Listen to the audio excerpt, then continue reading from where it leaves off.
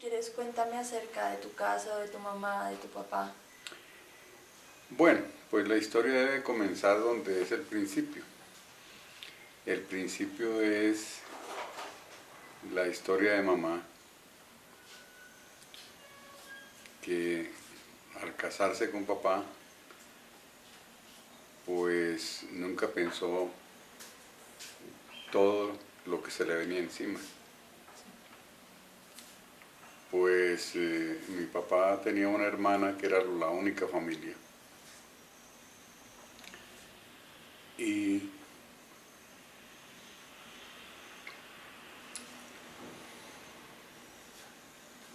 un día de estos ella muere y mi papá en el entierro se agarra la cabeza a golpes contra una lápida. Ahí se desgració su vida.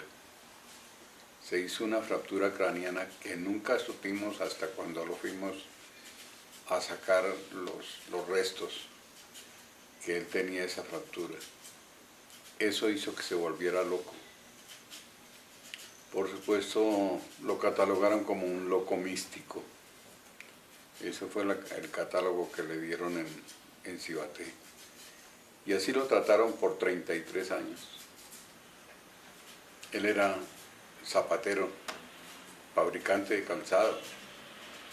Pero mi mamá aprendió algo de eso y al ver que él se fue, para no dejarnos a nosotros solos, porque ya habíamos dos mujeres y yo, que era el menor. Entonces ella decidió ponerse a recibir el calzado para arreglarlo. Lo recibía en el día y de noche.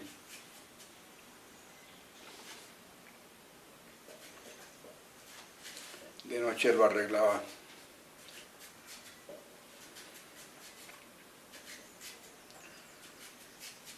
Con un bombillito de 25 bujías.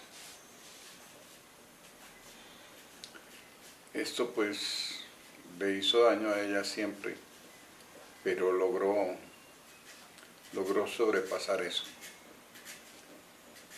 Y así duró un tiempo, hasta que decidió abrir la puerta y que se dieran cuenta que era la primera zapatera de Bogotá. Nunca una mujer había trabajado en eso.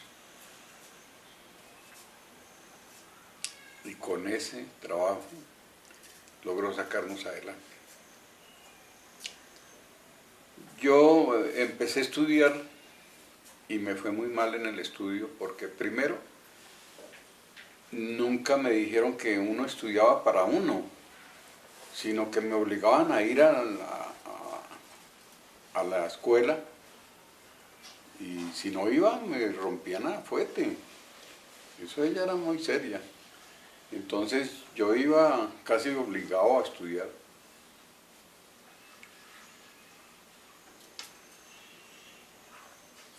Pues eso hizo que yo no tuviera muchos deseos del estudio, sino que estudiara porque me mandaban a estudiar.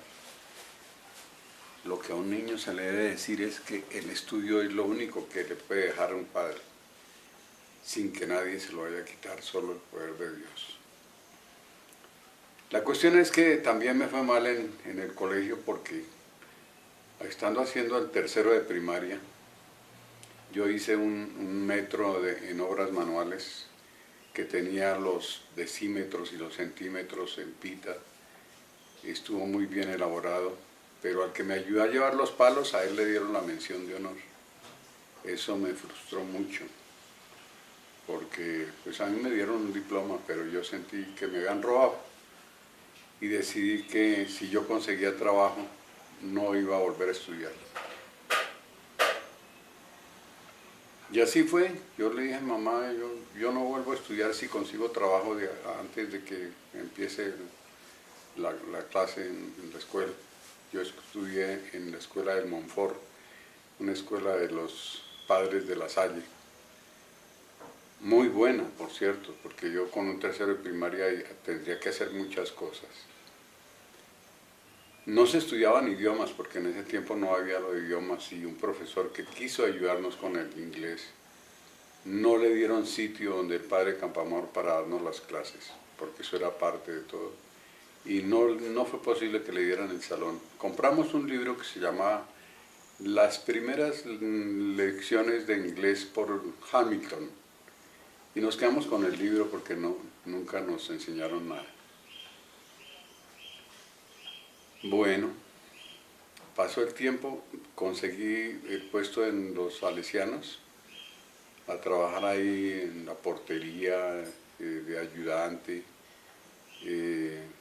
lo que fuera. Pero entonces no me fui a estudiar, sino que me puse a trabajar.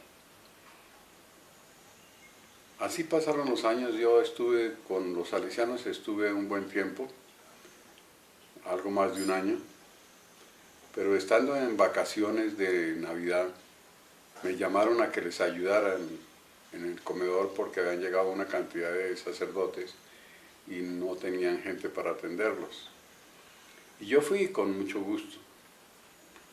Llegó el año viejo y me estrené un vestido que había mandado a hacer, mi primer vestido mandado a hacer, o con mi plata y por mi cuenta. Y me fui muy orgulloso a pedirle al padre Sloes que me prestara algo de lo que me debían 3 meses de sueldo, que me prestara algo. Entonces me dijo, no, yo acabo de darle toda la plata al padre director. Dije, bueno, yo hablo con él. Me fui a hablar con él y subiendo la escalera me lo encontré. Entonces le dije, padre, yo necesito que me haga un favor y me preste 10 pesos. Lo que quería era pasar el año nuevo con algo en el bolsillo, porque no tenía yo ni 5 centavos. Me dijo, no tengo. Entonces le dije, bueno, 1 peso. No, tampoco tengo. Le dije, bueno, gracias, feliz año. Y en ese momento decidí que nunca más volvería a trabajar en el Salesiano. Y así fue. Yo me retiré a raíz de eso. Y me quedé por fuera. Empecé a trabajar en una cosa, en otra. Por ahí trabajé con un carpintero que quería enseñarme la carpintería, y el dueño del taller no quería que yo aprendiera, sino que me pusiera a desdoblar puntillas todo el día. Sí, él se ponía bravo cuando yo hacía algo de carpintería. Regañaba al carpintero que me estaba enseñando. Pero yo alcancé a aprender algo. Después trabajé en una fábrica que hacía cajas. Entonces se elaboraban las cajas para empacar cosas, pero eran cajas en madera. Estando yo trabajando en eso, ya cumplí los 16 años, vivíamos en la calle Octava con carrera tercera. Y un día de estos, mi mamá, estando trabajando en su zapatería, se quedó mirándome y me dijo, bueno, sus hermanas ya tienen una profesión, si yo me muero, pues ellas tienen una profesión y están bien, pero si yo me muero, ¿usted qué va a hacer? ¿Quiere aprender a manejar? Pues yo no sabía cómo era eso, porque yo veía que eso era como muy difícil. Pero le dije, sí, sí. Bueno, entonces me llevó a la Escuela de Motorización Bogotá y me matriculó ahí, en razón de que mis hermanas tenían un estudio que se llamaba Secretariado General. Entonces habían estudiado mecanografía y taquigrafía, y yo pues no tenía ninguna profesión. Esto me serviría mucho más adelante, porque de ahí hice toda mi carrera. Parece increíble. Pero hay que acotarle a esto algo que no puede quedarse fuera del tintero, y es que mi mamá nunca abandonó a mi papá.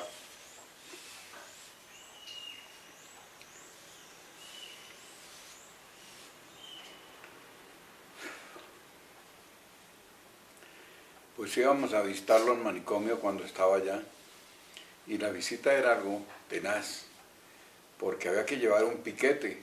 Él no se tomaba nada que no hubiéramos comido nosotros. Si nosotros no comíamos, él no comía. Entonces había que llevar un piquete para todos. Fuéramos los que fuéramos. Normalmente iban mis dos hermanas, mamá y yo. Y ahí pude yo apreciar que muchos de los que estaban allí, inclusive niños,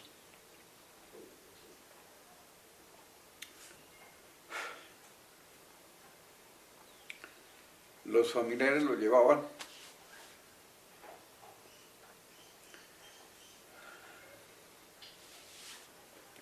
y los abandonaban. Nunca más volvían a ver por ellos. Con mamá, hasta el último día de mi padre, siempre estuvimos presentes. Eso es una gran cosa, porque fueron, como dije yo antes, 33 años. O sea, desde niño yo iba al manicomio. Así pasaron los años y pues lo difícil para mí era conseguir empleo. Nadie me conocía, como yo no tomaba, no tenía amigos. Era muy difícil. Entonces, algún día me dijo mi hermana que si quería trabajar con un tío mío en albañilería. Dije, pero yo no sé albañilería. Dije, no, pues es que aprende con él. Y no me dijeron que ellos habían comprado un lote en el barrio de Negro, ellas. Y iban a construir ahí 2 piecitas y el baño. Pero entonces, bueno, yo fui y empecé a trabajar con mi tío como ayudante de obra. Tremenda cosa porque yo no conocía ni las herramientas. No sabía que era un palustre, no sabía que era una garlancha. Pues las garlanchas las conocía por los barrenderos, pero más nada. Pero todo lo que se podía hacer con esas herramientas yo no tenía idea. Empecé a aprender. Lo primero que me dijo él, alcánceme el hilo. Y yo buscaba el hilo por todos lados y yo dije, se le cayó algún botón. Y yo no encontraba el hilo. Y yo pasaba por encima de la pita y yo veía una pita ahí, pero como yo no sabía qué era el hilo, entonces yo pensaba, debe ser que quiere arreglarse algo. Y entonces le dije, no tío, yo no veo el hilo.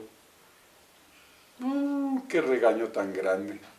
¿No ves esa pita que está ahí estirada? Ese es el hilo.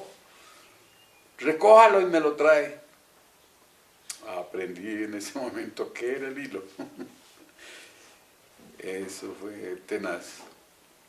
Y así pasó con muchas cosas que yo ignoraba completamente.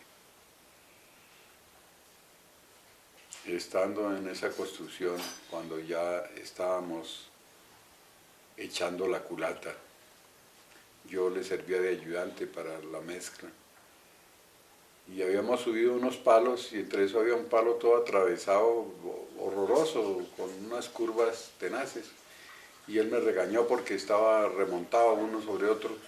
Y yo lo toqué con la mano y cogió ese palo a botes y tumbó el pedazo de culata que había hecho el pedazo de culata lateral. Por supuesto, imagínense, ver un maestro de esos bravo. Eso lo había levantado con más o menos medio día de trabajo, después lo levantó en media hora. Y yo tenía que alcanzarle el ladrillo, limpiar el ladrillo, alcanzárselo y mezclar y alcanzarle la mezcla. Pero logramos pasar eso. Y logramos terminar las 2 piecitas, el baño. Y después él me invitaba a que yo fuera a trabajar con él. me parecía imposible seguir trabajando con él. Primero porque no me gustaba la albañilería y segundo porque realmente el trato que me había dado no era el muy bueno. Total, yo seguí desempleado. Para la familia, lo que eran los Castillo, que era el tío con el que había estado trabajando, yo era el Juan para nada de la familia. Así me llamaban. A mí me decían, es que usted quiere que le traigan el puesto aquí a la cama, porque mi hermana traía revistas y entonces yo me ponía a leer las revistas o cuentos, porque no me gustaba estar sin hacer nada, pero como no tenía trabajo, pues era lo que hacía.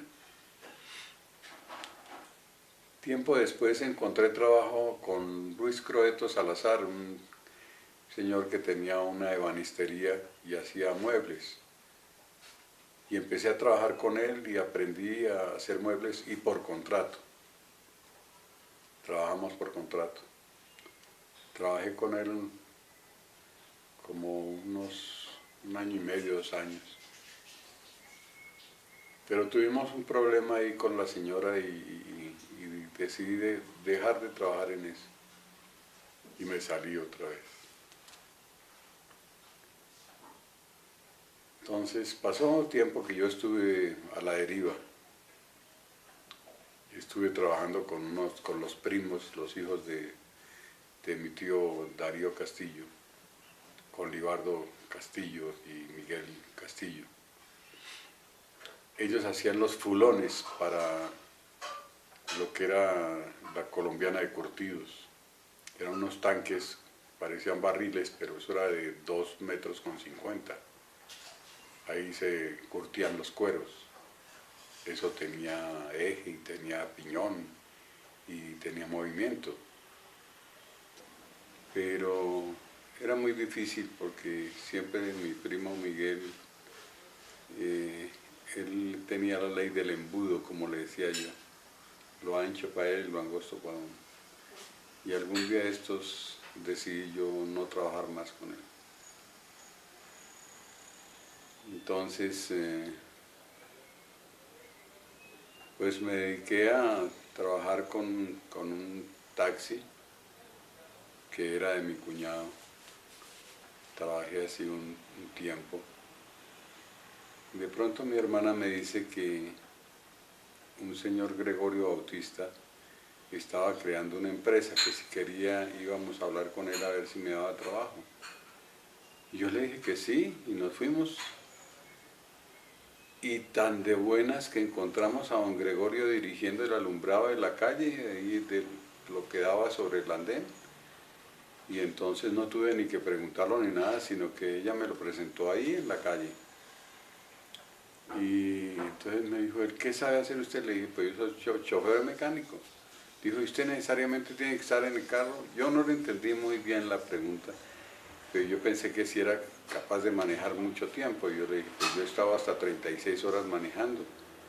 Y dijo, no, es que si usted puede hacer otra cosa aparte de manejar.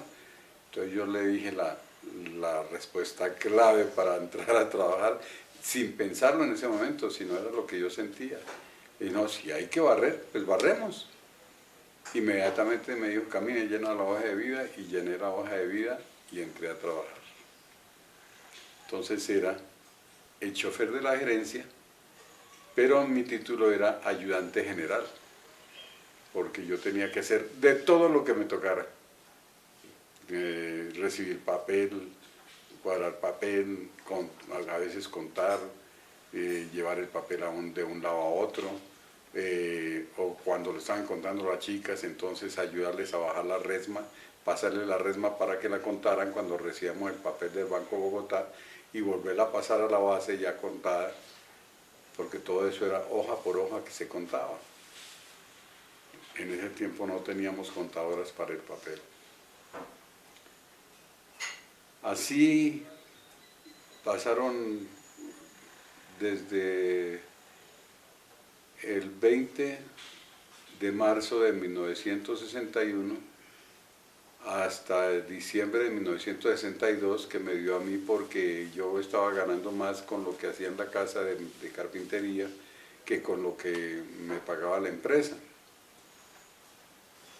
Entonces decidí pasar la carta y retirarme, pero nadie me había contado que iba a haber una devaluación, que eso era a partir del 1 de enero. Total de que eso me partió mi vida, porque yo no pude seguir con el taller. Una lámina de triples que valía 4,50 la conseguía uno con 35 pesos y rogando y yendo por la noche a sacarla, porque eso la tenían en una bodega. Total de que esa parte fue dura. Después yo, para completar el asunto, pues me casé el 16 de febrero con la que hoy en día es mi esposa. Ya llevamos 50 años de matrimonio. Nos hemos aguantado el uno al otro. Pero ha sido una vida dura, trabajada y feliz. De ese matrimonio hay 4 hijos. Todos hoy en día son profesionales. Cada quien hace su trabajo. Y pues yo volví a la empresa, a los 6 meses volví a la empresa y don Gregorio, un poquito disgustado conmigo, pues me metió a trabajar en fotografía. Eso para mí, pues de principio fue como un castigo, pero más tarde me serviría mucho porque aprendí lo esencial de fotografía para cuando llegaron las cámaras que yo tendría que recibir e instalarlas en el sitio para que después viniera un alemán y constatara y instalara lo que faltara y pusiera a trabajar esas cámaras. Si yo no hubiera estado en fotografía había sido muy difícil porque no hubiera podido hacer eso, no entendería muchas cosas de las cámaras. Eran cámaras horizontales porque la que teníamos originalmente en fotografía era una cámara, eran verticales porque la que teníamos era horizontal y horizontal eso era una cámara como de unos 6-7 metros de larga y por mucho tiempo se trabajó ahí. Ahora era vertical, enclavada en un cuarto, donde por un lado se colocaba el original y por el otro lado uno hacía el trabajo. Era el cuarto oscuro y demás. Bueno, sigamos con el principio. Pues estuve en fotografía un tiempo hasta que llegó una máquina de Rochester que la trajo un compañero, don Alfredo Espina, un litógrafo muy entendido, muy eficiente. Pero la trajeron y como no la desarmaban eso, le hacían por aquí, le hacían por allí, siempre estaba sucia y no se veía que adelantara eso. Entonces me pidieron que bajara yo a ayudar. Y yo fui y miré la máquina y dije, bueno, yo les ayudo, pero vamos a desarmar esto parte por parte. Como eran 4 partes iguales, pues entonces dije, desarmamos una, cuando la tengamos lista, desarmamos la otra, y así sucesivamente, y así pudimos alistar esa máquina que se llamaba Funk. Era la primera máquina de bobina que iba a tener la empresa. Entonces, pues era una rotativa, pero una rotativa bien antigua. Entonces allí se sensibilizaba el papel para hacer los cheques. Ya terminando esa máquina, entonces decidí quedarme en el taller y no volver a fotografía. Entonces, esa decisión me sirvió mucho porque era mi profesión. Yo no sabía que por dentro de mi cuerpo estaba la mecánica latente. empezó a llegar maquinaria y yo empecé a colaborar en armar eso. Vino un alemán que llevaba 40 años armando Roland y yo le colaboré y aprendí a conocer la máquina en todo su detalle porque yo le tuve todo listo y bueno, él me retachó que había colocado los tornillos parados en la mesa, entonces que los acostara porque si golpeaban la mesa pues se volvía eso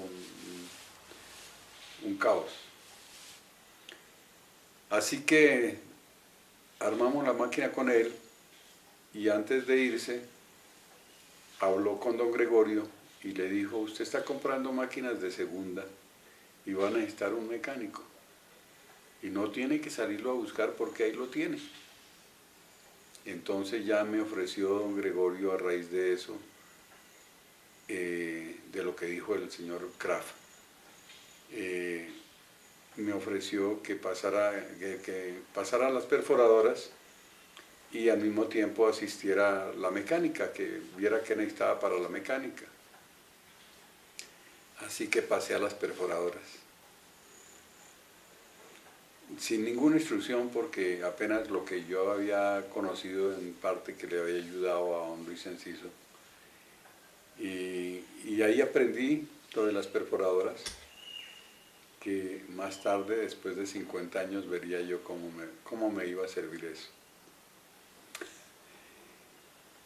Así ya empecé el mantenimiento de la empresa, empecé a armar máquinas, a hacer reparaciones, y luego ya se presentó las contadoras de billetes que llegaron a Colombia. Yo fui el que recibí la primera contadora de billetes y las repartimos a los bancos con el vendedor. Y teníamos que hacerle mantenimiento, tenía que ir a hacerles el mantenimiento. Entonces conocí yo algo de Colombia porque yo no había salido, por primera vez montaba yo en avión. Entonces fui a Caracas a ver la contadora de papel, después empecé a ir a Cali, Medellín, Barranquilla, Cúcuta, Bucaramanga, y así a diferentes partes en razón de las contadoras de billetes. Pero honradamente mi trabajo se estaba quedando atrás. Entonces yo hablé con don Gregorio para que se consiguiera una persona para las contadoras y yo me quedara con el mantenimiento. Yo quería seguir con la empresa en el mantenimiento, pero no de las contadoras. Así que conseguimos a Jorge Alfonso, y estando él trabajando ahí me ofrecieron un viaje a Inglaterra para ver esas máquinas y yo les dije que lo más indicado era mandar a Jorge Alfonso porque era el que estaba al frente de las contadoras. Yo ya no trabajaba en eso y efectivamente él fue a Inglaterra, hizo el curso allá y ya vino más afilado a trabajar, pero después lo sacaron de la empresa y lo llevaron a la transportadora. Ya crearon el departamento de la CIS, que todavía existe, pero eso ya él pasó como a un segundo término, no le gustó mucho, al poco tiempo renunció, pero siguió trabajando con las contadoras en los bancos. Esa fue su profesión. Entonces yo seguí con la empresa en mantenimiento y montaje de maquinaria. Abrimos lo de Venezuela, empezamos en Ureña, pero ahí el gobierno pidió que teníamos que estar en el interior porque ahí podíamos llevar el trabajo de Colombia para allá, entonces que no nos creían mucho, que mejor era que estuviéramos adentro. Y don Felipe Bautista decidió que fuera en Barquisimeto. Así que fuimos a Barquisimeto y allá se instalaron muchas de las máquinas, las instalé yo. Devolviéndonos un poquito, porque en 1973, el 11 de enero, yo tendría que viajar a Alemania, donde estuve 3 meses viendo la parte mecánica. Es bueno que recuerden que yo tenía un tercero de primaria. No sabía inglés, no sabía alemán, solo sabía hablar bogotano. Nada más. En realidad eso fue bastante tenaz. Pero tuve la oportunidad de hablar con gente allá, algunos compañeros que hablaban español y hablaban inglés y alemán, pero también con el que más hablaba cuando nos encontrábamos en la calle era con un mudo. A punta de señas nos contábamos las cosas, lo de él y lo mío. Y eso pues me sirvió mucho. Para mí fue duro ese viaje porque mi esposa el 14 de enero tenía una intervención quirúrgica en las vistas. Entonces fue una intervención que no quedó tan bien porque ya no hacía sino llorar. Entonces eso le ocasionó siempre problemas. Pero de resto pues aguantar esos 3 meses, afortunadamente encontré amigos, estaba un peruano que era igualito a Armando Manzanero, y con él hicimos una buena amistad en Alemania, y me ayudó mucho porque él hablaba, se había casado con una alemana y hablaba muy bien el alemán. Entonces, cuando llegábamos a un almacén, la gente esperaba que yo hablara y el que hablaba era él. Entonces lo miraban así como raro porque él hablaba un alemán muy especial, muy como aquí hablar un español, o sea, un castellano real. Entonces él es así. Todos se quedaban mirándolo con la boca abierta cuando él empezaba a hablar. A mí me daba como risa ver esa situación. Pero así logré estar en Alemania y aprender lo que tenía que aprender. Luego regresé después de 3 meses y en mayo se me enfermó Roberto del apéndice y me lo operó el doctor Gómez Barragán.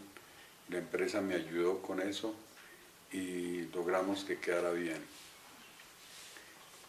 Entonces, retomando, pues yo vi que necesitaba estudiar. En ese momento me matriculé para estudiar radio, televisión electrónica en la Hemplis Schools.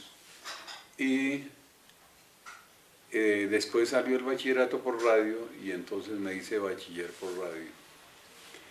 Eso era muy difícil porque fueron clases muy distantes la una de la otra. O sea, terminamos el primero de bachillerato y pasaron como casi 2 años para que empezara el segundo de bachillerato porque ellos no habían preparado todo lo que había que preparar para eso. Y después ya se demoró 1 año para empezar el tercero y así sucesivamente. Entonces aquí tienen un bachiller por radio. Pues que el radio siempre enseña y no hay que llevarle flores, ni manzanitas, ni nada de eso. Bueno, eso me sirvió mucho. Ahí yo tuve una discusión con una profesora que nos llevaron, una profesora de matemáticas, y tuve una discusión sobre el cero, que ella decía que era un signo y yo decía que era un número, porque cómo podía yo escribir un número, una cifra sin el cero. Entonces, estando en esa discusión, ella dijo, no, ustedes no saben muchas cosas y yo les voy a enseñar. Y se dedicó a enseñarnos el sistema binario. De momento parecía que eso no tuviera importancia, pero cuando yo llegué a Caracas a recibir el curso de las contadoras de papel, empezó a explicar en inglés que high low y que high low y que high low. Y yo poco le entendía eso, y yo decía que, ¿cómo así? Que 5 voltios y 0 voltios, que 5 voltios y 0 voltios. Entonces él se dio cuenta que yo no entendía y le dijo al que me estaba haciendo la traducción, que era Jaime Thompson, me dijo, si él no entiende esto, no puede reparar la máquina. Entonces, de momento, dije, bueno, tomémonos un tinto, estábamos tomándonos el tinto cuando yo recordé el sistema binario y lo relacioné con eso y escribí el sistema binario hasta 16 y se lo pasé a él. Me dijo, oh, yes, así es, así es. Ah. Entonces arrancamos, siguió el curso y me salvé porque si no yo había regresado muy mal aquí. Me salvé porque ya con eso pude entender lo que era la parte electrónica de la máquina. Así yo ya había recibido el curso de las contadoras de billetes, y entonces eso fue el complemento, que me sirvió mucho porque durante mucho tiempo yo fui el que le hice mantenimiento a las contadoras de papel en la empresa, porque a nadie le gustaba esas máquinas, porque le toca a uno una parte y se daña otra, que usted no le toca para nada, pero resulta molestando allá. Entonces iban y me acompañaban un cuarto de hora, media hora y se desaparecían. Decían, no, esas máquinas no nos gustan a nosotros. Bueno, así pasó y así pasé yo 50 años en la empresa. En 1998 quedé pensionado, pero yo seguí como contratista hasta hace 2 años. Cuando en junio, el 10 de junio me dijeron que no tenía más trabajo. Yo pensé que era cosa de don Felipe Bautista, pero eso fue todo un movimiento ahí de algunas personas. Y así fue, salí yo de la empresa y ahora hace como un mes me llamaron a arreglar el reloj que estaba dañado, un reloj muy especial, un reloj de péndulo que es una reliquia y tiene más que lo que yo tuve en la empresa, tiene 54 años. Estaba yo en ese arreglo cuando me dijeron que si quería bajar a la planta, le dije, no, yo a la planta no bajo. Me dijeron, no, es que hay un trabajo que hacer, entonces si yo mando el lunes por usted, viene a trabajar. Dije, bueno, por ahí sí. Y entonces volví, después de tantos años, después de 50 años de haber trabajado en las máquinas perforadoras, volví yo a las perforadoras, a enseñar, a aprender y a poner a trabajar a eso. Logramos sacar la estampilla que estaba estancada y estamos reparando todo lo que son los troqueles de eso, o sea, los peines le llamamos nosotros. Y ahí vamos, pero es muy placentero que al regresar encuentra uno que la gente lo estima, lo saluda con efusión, con cariño y como dicen, siente uno que está con la otra familia, con la que pasó más años que con la familia de la casa. Esa en realidad es la historia de Martínez en Thomas de la Rue, que después sería Thomas Gret and Sons. Hoy en día es Thomas Gregorio e Hijos. Desafortunadamente don Gregorio nos abandonó porque él murió hace unos años y todos y cada uno de los que lo conocimos sentimos su fallecimiento. Fue una persona muy especial porque aparte de ser el fundador de la empresa, fue un gran patrón, era una persona muy humana. Desafortunadamente, al principio él quiso fundar eso estando en el Banco de la República y se burlaron de él y dijeron que aquí habían muchos falsificadores, que eso no se podía hacer. Después, cuando fue gerente de la Imprenta Nacional, volvió a pasar la cuestión y entonces le dijeron lo mismo. Entonces ya con esa experiencia él se fue a Inglaterra, levantó un capital, consiguió un socio que era Juvenal Villa y otros que eran los Palacios Rudas, y se fue a Inglaterra y presentó eso y allá le dijeron lo mismo. Y él les dijo, precisamente, tenemos los mejores impresores del mundo. Eso se volvió una broma porque los ingleses, claro, ellos se sienten que son los primeros. Entonces, pues ahí quedó fundado el Thomas de la Rue, que por muchos años estuvo aquí trabajando como Thomas de la Rue. Después ya ellos hicieron una negociación y quedó como Thomas Greve Sons.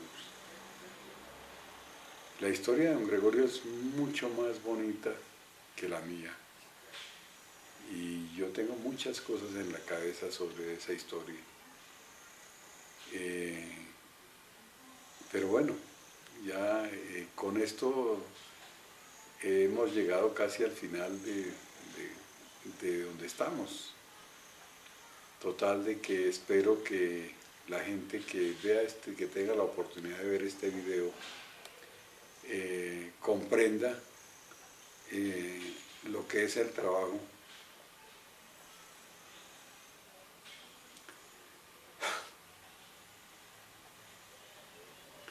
con dedicación, con amor, con total entrega, sin pensar en el dinero, sino en que las cosas salgan bien.